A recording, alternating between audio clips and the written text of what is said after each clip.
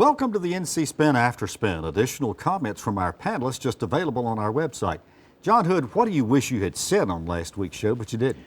Tom, I made a brief reference to this question of a potential trade-off between the quality of preschool programs and the quantity, the number of students enrolled.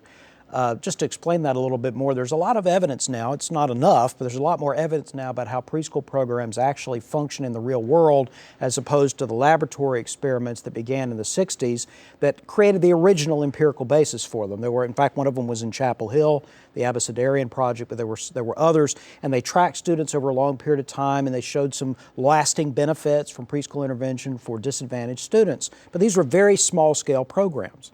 Often basically lab experiments, one might say. So when you get into a broader environment, it gets a little more questionable. I mean, the evidence is mixed. There are some things on one side, but the largest scale study that I know of, the most sophisticated, was in our neighboring state of Tennessee. They looked at the potential effects of a large preschool program across the state of Tennessee, and they found no effects, no benefits. Wow. This was just the last year or two. And the reason probably is because the quality suffered as they expanded out to include larger caseloads. And this is not an argument against increasing the caseload in North Carolina. It's an argument to think very carefully about the fact that, for example, in the educational context, there's a trade-off between teacher quality and class size reduction. Mm-hmm. On balance, it is better to have a fantastic teacher in front of a large class than an okay teacher in front of a small class.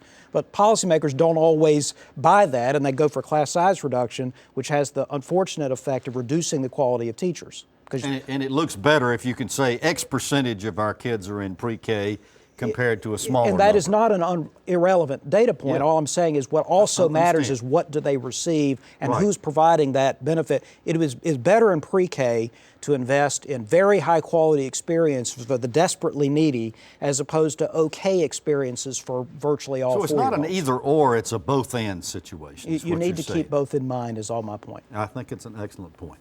Well, thanks for watching the After Spin. We'll have more video all during the week on ncspin.com.